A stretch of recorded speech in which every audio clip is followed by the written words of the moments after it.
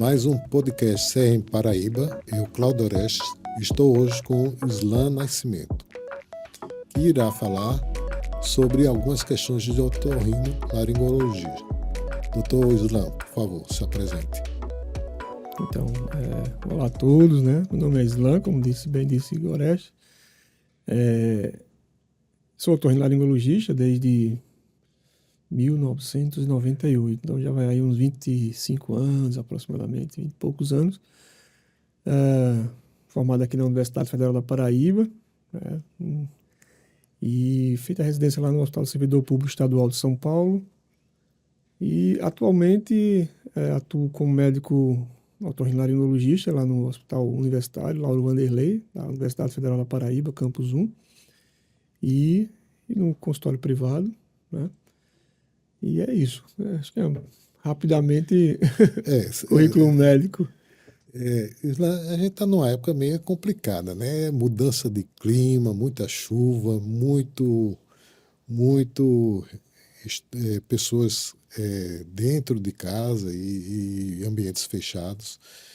E eu ouvia da minha avó uma coisa que ela sempre dizia: menino, sai da rua porque o sereno você vai ter problema de garganta. Vou começar logo com esse mito. Sereno dá problema de garganta? Pois é, né? O último estudo do cego randomizado feito com essa questão não bate muito não, né? Mas com essas informações. Obviamente que há pessoas mais sensíveis às mudanças bruscas de temperatura, né? Uhum. Obviamente que exageros sempre tem que ter certo cuidado, né? Recentemente meu pirralho estava gripado e aí o avô, que gosta de brincar, botou o bicho na piscina bem gelada. Ele saiu tossindo mais ainda. Dá uma diminuída ali na resfriada no corpo. Isso, obviamente, pode trazer algum prejuízo para a defesa dele, mas, de uma forma geral, não, né? Desde que sejam respeitadas esses limites, né? Uhum. Então, em tese, assim, o frio extremo, o calor também, os extremos, eles alteram a imunidade, sim, que pode deixar a pessoa mais suscetível, na realidade. Sim. Mas não é isso que vai fazer com alguém adoeça de fato. Principalmente, assim, o corpo da gente, ele vive numa homeostase, ele tem que estar, a gente vive no Nordeste, quem vive lá na Groenlândia está adaptado para aquele ambiente. Exato. Né? Se você trocar de um dia para o outro, obviamente ele vai ter. O organismo vai se adaptar rapidamente. Então, quando há mudança de temperaturas bruscas, está muito quente, você vai para um lugar muito mais frio, obviamente o organismo sofre com essa adaptação, até criar uma homeostase adequada. Né? E aí a homeostase significa o quê? O corpo funcionar de uma forma adequada. Né? A resposta imunológica, né? A quantidade de secreções, porque a gente vai falar de vias aéreas superiores, então a gente vai falar de liberação de muco, né? De secreções nas mucosas. Né? Então, se você está num ambiente que tem ar-condicionado, né? Que é climatizado, esse ambiente não é o ambiente mais adequado, porque não tem essa umidade adequada que a gente respira, a mucosa resseca. Então a gente vai falar... O pessoal às vezes não tem ideia que o ar-condicionado ele causa o resfriamento pela desidratação do ar, né? Isso é uma informação muito importante que eu sempre falo para os pacientes, né? Ambiente climatizado, como a gente, por exemplo, está agora, tem muito menos água no ambiente. Então é preciso que você esteja sempre se hidratando, né? Então beber muito mais água. E isso acontece então com profissionais de saúde, profissionais que trabalham com a voz, locutores, né, apresentadores de rádio e televisão. Então, professores que trabalham em ambiente precisam estar sempre se hidratando. E não é hidratar quando chegar na hora do trabalho. Né? Você precisa hidratar antes, porque aí tem que produzir o muco, tem que hidratar a mucosa antecipadamente. E aí você chega meio preparado. Né? Você cria um colchão de proteção para essas mucosas que vão sofrer nesse ambiente climatizado.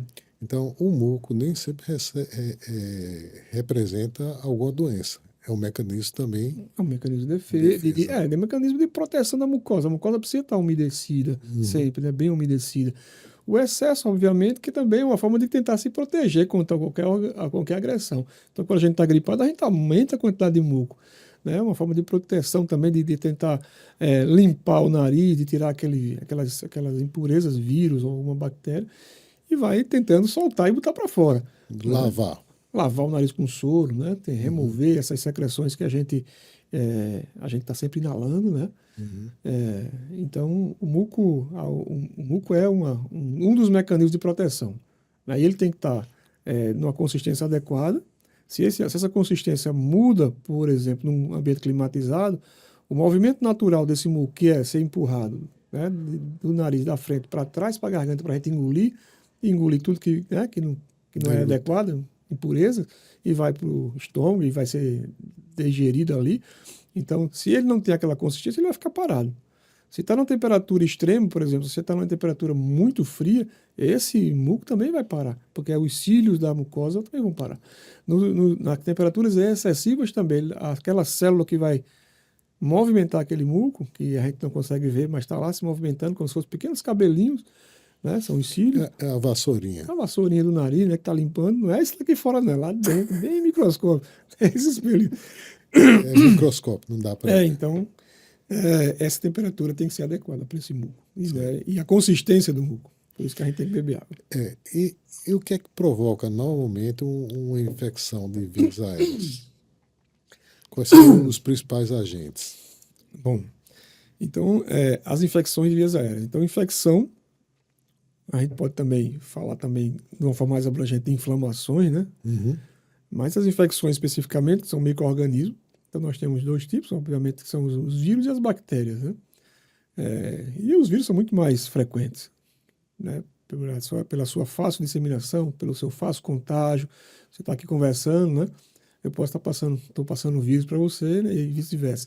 As bactérias são agentes que a gente convive, temos as nossas bactérias próprias, saprófitas, que vivem em nossas fossas nasais, cavidade respiratória, vias respiratórias, mas elas, quando patogênicas, elas também causam infecções, né? Então, essas infecções de vias aéreas superiores. Então, vírus e bactérias são os são agentes os causadores. principais, né? Fungos é muito mais raro, mas aconteceu, por exemplo, na pandemia agora, por conta da Covid, a gente pegou alguns casos graves de lesões fúngicas agressivas nas fossas nasais, mas são situações de exceção. Acontece fora da Covid? Já acontecia. Pacientes imunodebilitados que usavam, faziam quimioterapia, né? Que Uhum. tinham leucose, né? Leucemias, etc. Não aparecia esses fungos, mas apareceu muito mais frequente, né? Principalmente uma chamada mucormicose, né? Vocês devem ter ouvido falar, Sim, e que destruía a fossa nasal. Mas é uma coisa rara, né? Para a não população, é de uma forma habitual. geral, a gente não vai ver isso com frequência, né? E, assim, o uso frequente de antibiótico também poderia levar à seleção de fungos, né? Bem, isso é bem lembrado, Cláudio. Quando você usa de forma exagerada, inadequada, né? Principalmente com a frequência muito alta, né? Destruindo e eliminando aquelas bactérias que a gente chama boas, né? Que, Saprófitas, que, você vai dar margem a que cresça fungo e também cresça bactérias mais resistentes, obviamente. Então, infecções mais resistentes, a resistência àqueles antibióticos que comumente a gente usa, e aparecimento de outros micro-organismos, né? Fungos, né? É um dos mais comuns. Então, vai aparecer lesões na cavidade oral, fossas nasais e etc. tem uma outra polêmica que é o seguinte: eu tomei vacina para gripe e gripei. Eita. Você gosta de polêmica. Não acontece muita gente se queixando disso, né? Acontece. Mas as pessoas às vezes não têm ideia, né, do que está por trás disso. Exatamente. Chega muita gente. Às vezes uma reação natural Uhum. da própria Vacina. vacina, que algumas delas são feitas por vírus atenuados, né? Outra por algumas partes do vírus, né? Então isso pode causar reações. E às vezes pode também ser uma coincidência ter se vacinado e pegar uma gripe, né? Que obviamente que a reação imunológica que você vai adquirir contra aquela virose vai levar um certo tempo, não é imediata. E quando está havendo um surto, é comum que as pessoas também, mesmo vacinadas uma semana depois, possa ter eventualmente pegar a própria virose, a própria gripe. Então a gente lembra que é uma coincidência às vezes Às que vezes é uma coincidência. pode acontecer, né? E o vírus, de uma certa maneira vacinal, ele dá uma proteção Não é? específica, né? É. não é geral. Para todos os vírus, né? E o vírus, ele gosta de trocar de roupa e Isso. se disfarçar para tentar entrar novamente com muita frequência, né? Também tem isso. Ele muda a capa dele, né? E os vírus que são selecionados para as vacinas, eles são vírus que tiveram anteriormente, que já se Exato. conhece a estrutura dele. Então, cria-se uma vacina para aqueles vírus já conhecidos. Mas como ele muda, a gente sabe, né? Todo mundo já é doutor em virologia atualmente, depois da Covid, né? A gente sabe que ele vai mudando, vai criando uma cepa diferente. E no outro ano é outra, É. né?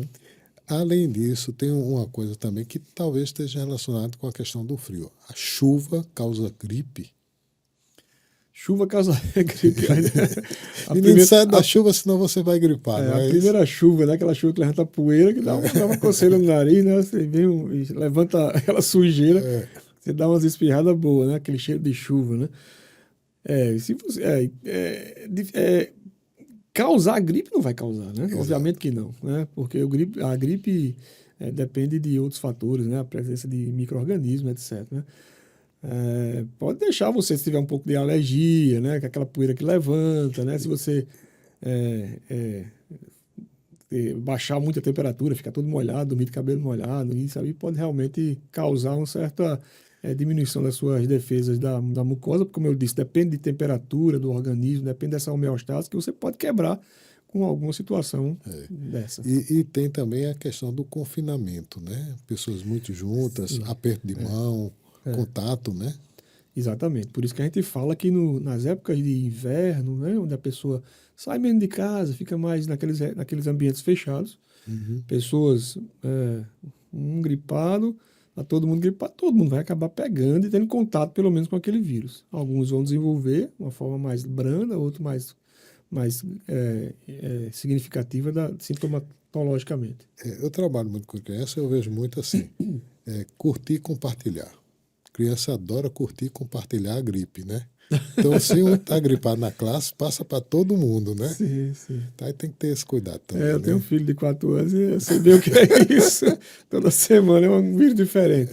Tá na casa, na salinha dele fechada, né?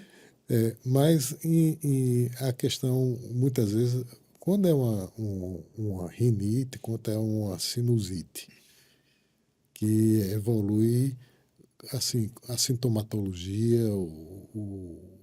a abordagem é bem diferente, né? Isso. Então, uma, uma, uma, uma rinite e uma sinusite, então, são duas patologias que acontecem na nariz, nas fossas nasais, nos seios paranasais. Uhum. Então, quando a gente fala de uma doença localizada rinite, a gente pensa logo no nariz. Mas a rinite, ela pega toda a mucosa, obviamente. Então a gente pode falar de uma rinocinusite alérgica, uma rinocinusite Infecção. bacteriana. Na realidade, os processos são muito parecidos, né? A rinite alérgica, obviamente, como o próprio nome diz, ela tem componentes alérgicos envolvidos, né? Poeira, ácaro, mofo, etc.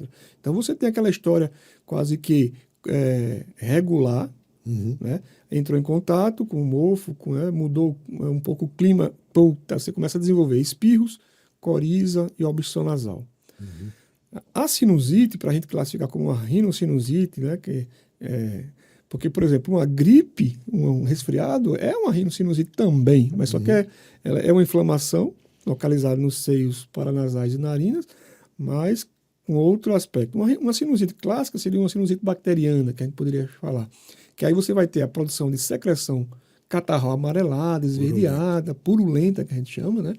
Que inflama a mucosa, principalmente dos seios paranasais, seio maxilar, frontal, etimoidal e esfenoidal, e vão produzir secreções catarrais, né? Uhum. Geralmente de coloração amarelo e esverdeada, e que tem um prazo contínuo, prolongado. Certo. Porque às vezes você pode ter um resfriado que produz um pouco de catarro amareladozinho, mais translúcido, mais fluido, que muitas vezes não precisa de uso de uma terapia específica para uma sinusite bacteriana, que seria, no caso, o uso de antibiótico. Certo. Não sei se dá para a gente resumir tudo isso É. numa breve E em conversa. termos de diagnóstico, tem algum exame que possa diferenciar? além do quadro clínico do paciente, O né? quadro clínico consegue praticamente Fechar. fechar, muitas vezes. Às vezes o paciente vem, não, peça um raio-x, uma tomografia, eu digo, precisa, o diagnóstico já está fechado, você está aqui, ó, 14 dias com secreção catarral, amarelado por dentro. Se eu fizer a tomografia, você vai tomar radiação e vai dar rinocinusite. É o paciente São Tomé. Tem que ver para crer. crer. Tem que ver a chapa, como diria. Então, é até contraindicado, porque para você ter o parecer de cura, que você pode eventualmente, depois de um certo tempo, estar curado, você às vezes precisa saber os fatores que levaram àquela rinocinusite, por exemplo, um desvio de septo, uma polipose e outras alterações nasais. Você precisa que o paciente esteja fora de uma crise sinusal. Certo. Então, você perguntava como dar o diagnóstico. Além dos sintomas clínicos, os exames mais usados e usuais e que nos ajudam muito quanto otorrino é você fazer uma endoscopia, né? Colocar uma pequena câmerazinha com uma luzinha na ponta que você vai ver lá dentro, né? Principalmente a alteração da coloração da mucosa, né? O tamanho das estruturas, a presença de desvio de septo, que é essa estrutura no meio cartilaginosa que às vezes vai para um lado e para o outro, que pode causar obstrução, né? E adenoide, que é muito comum em criança, que é um dos fatores mais importantes, muito comum de causar sinusites, repetição e sinusites, ou rinocinusite, repetição, né? Desvia o Principalmente fluxo, né? ele segura a secreção, né? Aquele muco que deveria ser levado para a garganta não vai ser levado.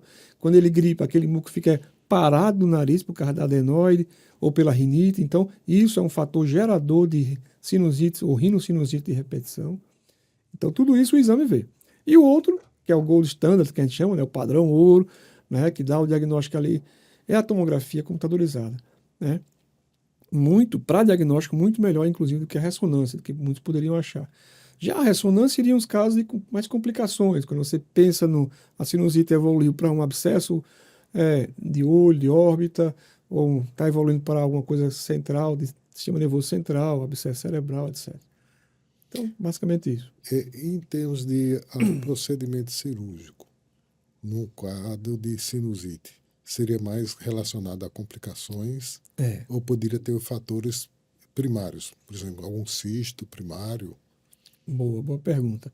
Então, tem algumas sinusites, tirando essas complicações, que são casos que realmente têm indicação cirúrgica. Se você tem, por exemplo, um abscesso orbitário, você tem que ir lá drenar, senão a pessoa pode perder a visão. Né? Da mesma forma, um abscesso cerebral. E isso aí tem que ser feito imediatamente. Algumas situações clínicas, como por exemplo, existe uma sinusite chamada sinusite odontogênica, que ela se origina de alterações dentárias. A pessoa faz manipulação no dente, faz um canal, por exemplo, e fura o dentista sem perceber, leva a bactéria. Bactérias anaeróbias, que tem um mau cheiro, né, que são bem fétidas, e que vão manter essa sinusite. Você usa antibiótico, né, antibiótico com especificidade para essas bactérias, mas não melhora. Porque cria, às vezes, pólipos em volta da drenagem do seio, e você tem que ir lá e abrir. Então, é um fator, né? E realmente, quando a sintomatologia, quando há presença de pólipo, por exemplo, pólipos nasais. Pólipos são pequenas estruturas inflamatórias, né? A mucosa ela começa a formar como cacho de uva dentro do nariz, que você trata, usa antibiótico, porque fica funcionando como um abscesso. A gente aprende na medicina que tratamento de abscesso é igual a antibiótico e drenagem. Né? Abscesso. Se tem um abscesso na região, você tem que treinar muitas vezes. Né? Aquela cápsula envolvida tem que usar antibiótico, obviamente, e tem que muitas vezes drenar. Porque se tem o pólipo, ele não vai deixar o pus, a secreção ser drenada. Seria algumas indicações, de forma geral, da sinusite em vingência. Profilaticamente, preventivamente, existem outras cirurgias. Aí você vai tratar os fatores causais. Hipertrofia da adenoide, né? Hipertrofia dos cornetos, das conchas nasais, que vulgarmente é chamada de cartucho, né? Os famosos cartuchos da população chama.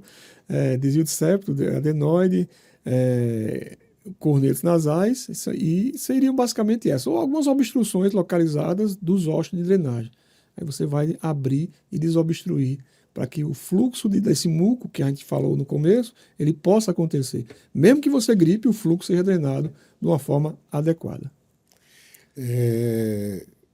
Com relação isso também gera infecções, às vezes, otite no ouvido, né? Infecções no ouvido. Sim. Essa questão do acúmulo de secreção.